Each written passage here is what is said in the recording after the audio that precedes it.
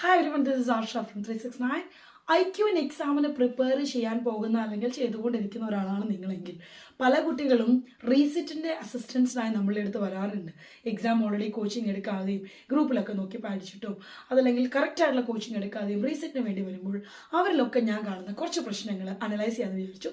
So that would be helpful for all of you who is preparing for the exams. ഒന്ന്, IQ എക്സാമിന് correct ആയിട്ടുള്ള ഒരു frame work ഇതിനോടകം നമ്മൾക്ക് മനസ്സിലായിട്ടുണ്ട്. ഈ ഫ്രെയിം വർക്ക് കറക്റ്റായി അതിൻ്റെ പോർഷൻ വെച്ചിട്ട് ക്വസ്റ്റ്യനും ആൻസറും ചെയ്ത് പഠിക്കുക. രണ്ട്, ഓരോ ക്വസ്റ്റ്യനെയും അനലൈസ് ചെയ്താൽ മാത്രം പോരാ, ഓരോ ഓപ്ഷൻസിനെയും അനലൈസ് ചെയ്യണം. ചിലപ്പോൾ ക്വസ്റ്റ്യൻസ് റിപ്ലിക്ക സെയിം ആയിട്ടുണ്ട്, നമ്മൾ കണ്ട ക്വസ്റ്റ്യൻസ് സെയിം ആയിട്ട് എക്സാമിൽ ചോദിച്ചു എന്ന് നമുക്ക് തോന്നാം. പക്ഷേ അതിൻ്റെ ഓപ്ഷൻസ് ഡിഫറെൻ്റ് ആവാം, അതല്ലെങ്കിൽ ആ ക്വസ്റ്റ്യൻ്റെ മോഡ് ഡിഫറെൻ്റ് ആവാം.